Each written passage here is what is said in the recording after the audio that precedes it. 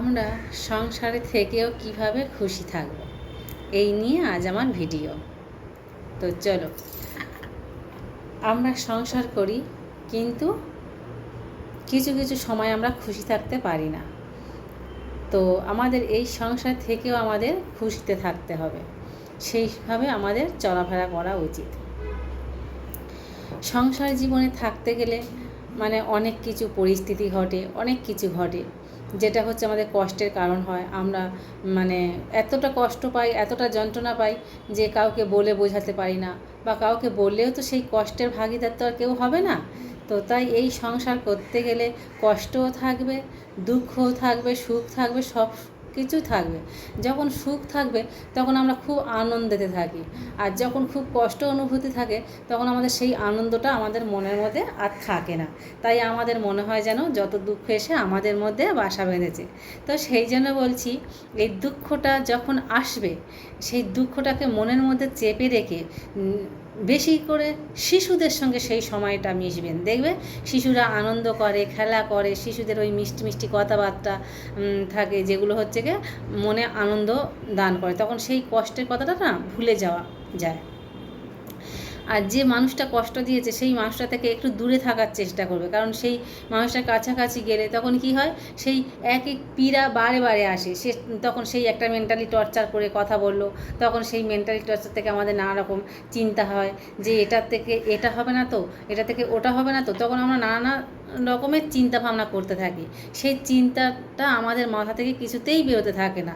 তখন সংসার থাকবে তো, সংসার চলে যাবে না তো, আমরা নানা রকম ফালতু চিন্তা করি। সংসারটাকে নিয়েই চিন্তা করি যে আমাদের কি হবে পরবর্তীকালে। এই চিন্তাগুলো নিয়ে আমরা চিন্তা করতে করতে এমন একটা ডিপ চিন্তায় ঢুকে যাই, যেটা সেই ডিপ চিন্তা থেকে আরও গভীরতম চিন্তায় আমরা ডুবে যাই, গিয়ে সেখানে আমরা আর কোনো সুখ খুঁজে পাই না। তখন সেই আমরা চিন্তার কারণে সেই মানুষদের সঙ্গে কি দুর্ব্যবহার করছি, কি সুব্যবহার করছি, সেটা আমাদের মাথার মধ্যে আর থাকে না। তাই বলছি, সংসারের মধ্যে থাকতে থাকতে এই জিনিসগুলো কোনো দিন করবেন না। সেই জিনিসগুলো করতে করতে দেখবেন নিজের সংসার নিজের কাছ থেকে হারিয়ে যাবে। যখন দেখছে সংসার থেকে একটা কোনো দুর্ব্যবহার আসছে, তখন সেই সময়টাকে নিজেকে কন্ট্রোল করার চেষ্টা করুন। কন্ট্রোল করে নিয়ে নিজের শিশুদের সঙ্গে, বাইরে যদি কোনো শিশু না থাকে, কোনো বন্ধু বান্ধবের সঙ্গে মন খুলে কথা বলো, হাসি ঠাট্টা করো, মজা করো, বা এমন কিছু কাজকর্ম করো যে কাজটা তোমার খুব আনন্দ দেয়। সেই কাজটা আনন্দ দিতে দিতে তখন তুমি জানবে যে এই কাজটার মধ্যে বেশ আমি আনন্দ পাচ্ছি, তাহলে সেই কাজটা বেশি করে করো। করলে দেখবে সেই কাজের মধ্যে যখন তুমি ডুবে থাকবে, তখন সে কে কী বললো, কে কী করলো, সেই দিকে যত মন কম দেবে, তখন তুমি নিজের সুখ নিজে অনুভূতি করতে পারবে।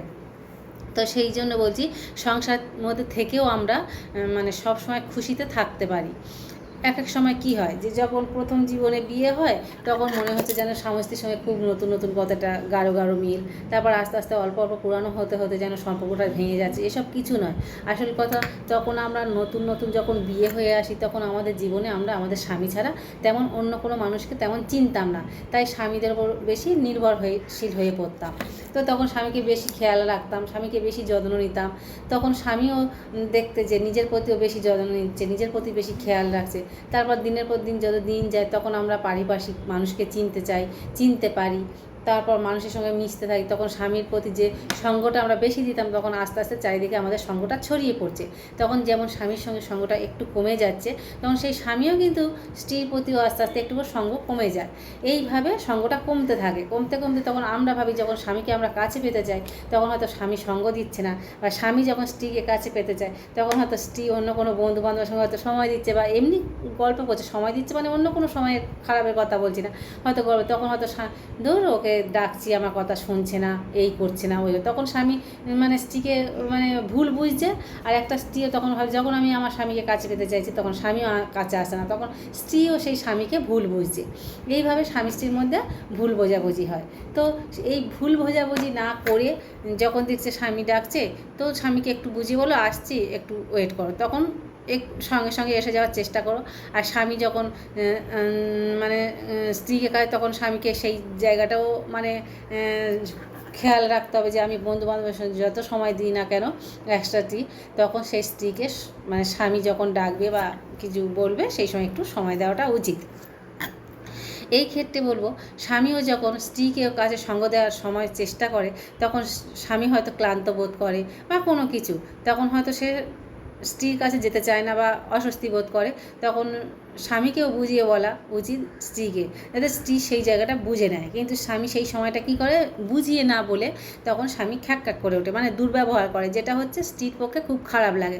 তখন স্ত্রী স্বামীর সেই জায়গাটা বুঝতে না পেরে তখন অন্যদিকে ভুল বুঝতে শুরু করে, যে আমার স্বামী কোনো খারাপ কিছু ইঙ্গিত, তখন স্ত্রীর মধ্যে একটা নেগেটিভ এনার্জি কাজ করে, যে স্বামী আমাকে কম সঙ্গ দিচ্ছে। কিন্তু এসব কিছু নয়। তো চেষ্টা করবেন স্বামী স্ত্রীর মন নিয়ে চলা। স্ত্রী যেমন স্বামীকে সঙ্গ দেয়, হয়তো একটু কমতে থাকে, তবে এই বলে নয়, কমতে থাকে বলে এটাই নয় যে স্বামী স্ত্রীকে মেনে চলবে না বা স্ত্রী স্বামীকে মেনে চলবে না, এটাই নয়। তো ওই জায়গাটা নিয়ে বেশি চিন্তা না করে, স্ত্রী যখন একটু সময় কম দিচ্ছে বা স্বামী একটু কম দিচ্ছে, তো ঠিক আছে, কোনো ব্যাপার না। তো সেই জায়গা দিয়ে বেশি টেনশান করার কোনো দরকার নেই। হ্যাঁ, আর একটা জায়গা খেয়াল রাখতে হবে, যখন দেখছেন যে স্বামী একবার এইটা করেছে বা দুবার করেছে মেনে না, যদি বারে বারে করে, তখন তো একটা দিক দেখতে হয় যে সত্যি স্বামী খারাপ পথে যাচ্ছে কি না, সেটা একটা আলাদা লক্ষণ। আমি সেই ক্ষেত্রে বলছি না, কিছু কিছু ক্ষেত্রে বলছি আর কি। ওইরকম স্ত্রী দেখবে কোনো বন্ধুর সঙ্গে রিলেশানে জড়িয়ে যাচ্ছে কিনা, সেটা এক দুবার যদি কোনো কিছু না হয়, তাহলে জানবে এসব কিছু নয়। আর যদি দেখছেন যে একেবারে স্বামীকে মোটে সঙ্গ দিচ্ছে না, একেবারে মানে বন্ধু প্রেমে আবদ্ধ, তখন জিনিসটা খতিয়ে দেখতে হবে। তো সেই জায়গা দিতে আমি যাচ্ছি না। আমি চাইছি যে সংসার থেকেও স্বামী স্ত্রী মানে আনন্দের মধ্যে সবসময় থাকা যায়। যখন দেখছি যে স্বামী সময় দিচ্ছে না, ঠিক আছে, এখন স্বামীর এখন ভালো লাগছে না, তাই স্বামী আমার কাছে গল্প করছে না বা সময় দিচ্ছে না, ছেড়ে দাও। তো তখন নিজেকে কী করবে, যে সেই জায়গা দিয়ে কষ্ট না পেয়ে তখন চেষ্টা করবেন যে ঘরে যদি কোনো কাজ থাকে সেই কাজ করবে, বা যে কাজটা তোমার করতে ভালো লাগে, যেই কাজটা আমি করলে ঘরের সংসারে কাজ করলে এক সময় নিজেদেরও ভালো লাগে না, সেই কাজটা বন্ধ নিয়ে একটা গল্পের বই পড়ো। গল্পেতে কোনো মজাদায়ক গল্প আছে, উপন্যাস আছে, যেগুলোতে হচ্ছে মানে গল্প পড়লে ভালো লাগে, সেই গল্প ভালো লাগার বইগুলো পড়ো।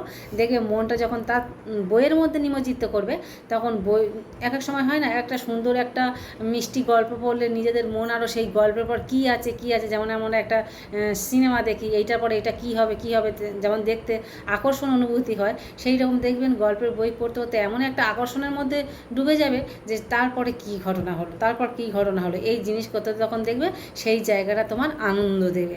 তো তখন স্বামী সেই কী কথা বললো বা সংসারে কী কথা বললো, সেইটার মাথার মধ্যে খেলবে না। সেই জন্য বলছি, কিছু সময় নিজেরা বই পড়তে থাকো, বা কিছু সময় ভালো লাগছে না, একটু বন্ধুদের সঙ্গে গিয়ে একটু আড্ডা দিয়ে এসো, বা বন্ধুকে বাড়িতে ডাকো বা বান্ধবীকে বাড়িতে ডাকো, ডেকে আনন্দ করো, গল্প করো। কারণ সংসার মধ্যে তো সবসময় থাকা হয়, ফাঁকে বার হওয়া যায় না। তো নিজেদেরও তো একটা জীবন আছে, সেই জীবনটাকে নষ্ট করো না। কারণ স্বামী একটা ছোট্ট একটা কথা বলে সেটাকে বড় আকার ধারণ করে স্বামী স্ত্রীর মধ্যে কোনো মানে দূরত্ব তৈরি না করাটা উচিত। এই জন্য বলছি, মনে সবসময় আনন্দ রাখো আর আনন্দ থাকো, বাচ্চাদের সঙ্গে ভালো ব্যবহার করো। হ্যাঁ, বাচ্চাদের পড়াশোনার সময় তো একটু খারাপ ব্যবহার সেটা হয়ে যায় প্রত্যেক বাড়িতেই, তো ওটা নিয়ে আমি তুলছি না। তো সংসারের থেকে আনন্দ কিভাবে থাকে সেইটার ব্যাপারটা তো হচ্ছে, তো সেই জায়গা দিয়ে বলছি যে মনটাকে সবসময় মানে দুঃখের মধ্যে নিয়ে যেও না। দুঃখ তো আসবেই, দুঃখ আর সুখ হচ্ছে দুটো, যেমন স্বামী স্ত্রী একে অপরের পরিপূরক, সেমন সুখ দুঃখ একে অপরের পরিপূরক। যদি সুখ না থাকে, যদি প্রচুর পরিমাণে তুমি শুধু সুখ অনুভূতি করো, দুঃখের কোনো থাকে না, তাহলে একটা মানুষ অতিরিক্ত সুখ নিতে পারে না। সেই রকম দুঃখ যদি সবসময় বহন করো, তখন অতিরিক্ত দুঃখ মৃত্যুর কারণ হয়ে দাঁড়ায়। সেই জন্য বলছি, যেমন অতি জিনিসটাই খারাপ, অতি সুখ যেমন ভোগ করা যায় না, অতি দুঃখ তেমন ভোগ করা যায় না। তাই সুখও নিতেও হবে, দুঃখও নিতে হবে। তবে দুঃখ যখন আসবে, একটু নিজেকে শান্ত রাখবে, নিজেকে মনটাকে বেশি নেগেটিভের মধ্যে ঢুকিয়ে নেবেন না। তো যত নেগেটিভ এনার্জি মনের মধ্যে রাখবে, তত হচ্ছে মনের মধ্যে কোনো আনন্দ কাজ করবে না। সেই জন্য বলছি, তো মনের মধ্যে কোনো নেগেটিভ এনার্জি না নিয়ে মনের মধ্যে সবসময় মানে সুখের অনুভূতিটা কিভাবে আসে সেইটা খোঁজার চেষ্টা করবে। যে এই কথাটা শুনে আমি খুব কষ্ট পেলাম, তো এই কষ্টটাকে আমি মনের মধ্যে বসাবো না, এই কষ্টটাকে আমি বার করে দিয়ে কিভাবে আমাকে সেই কষ্টটা দূর করে অন্য কোনো কিছু করতে হবে, সেই জায়গাটাকে আমাকে খেয়াল রাখতে হবে। যে এই জায়গাটা থেকে আমাকে বেরিয়ে গিয়ে আমাকে সুখের আধার দেখতে হবে। কারণ দুঃখের আধার দেখে আমার দুঃখ বাড়বে, কিন্তু সুখে সুখ বাড়বে না বাড়বে জানি না, কিন্তু দুঃখই দুঃখ বাড়বে, সুখ আসবে না। তাহলে আমার সুখের বাড়ানোর জন্য সুখের চেষ্টা করতে হবে। তাই আনন্দ বাড়ানোর জন্য আনন্দময়ীর মতো কাজকর্ম করে আমাকে নিজের শরীরটাকে আনন্দ করে তুলতে হবে, আর কিচ্ছু না। সংসারে সকল কাজকর্ম থাকবে, সব কিছু থাকবে, কিন্তু সুখটাও নিজেকে খুঁজে বার করতে হবে। অন্য কেউ তোমার সুখের আধার হবে না। দুঃখের আধার সবাই হবে, কিন্তু সুখের আধার কেউ হবে না। সুখের আধার হচ্ছে তুমি নিজে। কারণ তুমি নিজে থেকে যদি না সুখ অনুভূতি করো, অন্য পাঁচজনে একজন এসে গল্প করে দিয়ে চলে গেলো, তখন তুমি সেই আবার সে চলে যাওয়ার পরে তুমি সেই দুঃখ অনুভূতি করবে। সেই জন্য বলছি, সুখ নিজের ওপর নির্ভর করে, যে নিজে সুখে থাকবে না দুঃখে থাকবে, নিজে জীবনটাকে আনন্দময় করে কাটাবে না দুঃখময় করে কাটাবে। সেটাই বলছি, নিজেকে সব সময় আনন্দের সঙ্গে কাটাতে চাও। আনন্দের সঙ্গে কাটাতে থাকলে কী হবে, মনের মধ্যে কোনো রোগ টোগ কোনো কিছু বাসা বাঁধবে না। মন হাসি খুশি, মন ফ্রেশ, মনের মধ্যে কোনো নেগেটিভ এনার্জি থাকবে না, মনের মধ্যে পজিটিভ থাকবে, মন সুস্থ থাকবে, মানে স্বাচ্ছন্দ্য বোধ করবে। অনেক কম খাওয়ার মধ্যে থেকেও ভালো থাকবে, কম পোশাক পরার মধ্যে থেকেও ভালো লাগবে। আর মনটা যদি তোমার ফ্রেশ থাকে, সব কিছুই ফ্রেশ, সব কিছুই আনন্দ। আর শত্রুরা যদি ক্ষতি করতে আসেও, সেই শত্রুর সামনেও যদি তুমি হাসি মুখে খুশি মুখেও থাকো, আনন্দ করে থাকো, তখন সেই শত্রুও তোমার কাছ থেকে হার মেনে যাবে, যে একে এত অত্যাচার করছে, এত কিছু করছি, কই একে তো আমি হারাতে পারছি না। তাই আনন্দটা এমন শক্তিশালী করে তোলো, সুখটাকে এমন পজিটিভটাকে এমন শক্তিশালী করে তোলো, যেন তোমার নেগেটিভ এসে পজিটিভটাকে পাওয়ারফুল এতটা বেশি থাকে যে পজিটিভের ওপর ধাক্কা খেয়ে যেন নেগেটিভটা হেরে গিয়ে চলে যায়। তাই নিজেকে সুখে রাখো, আনন্দ রাখো। এটাই ছিল আজ আমার ভিডিও। আর যদি ভিডিওটা খুবই ভালো লেগে থাকে, সাবস্ক্রাইব করে দিও এবং বেশি বেশি করে শেয়ার করে দিও, ছোট্ট একটু কমেন্ট করে দিও।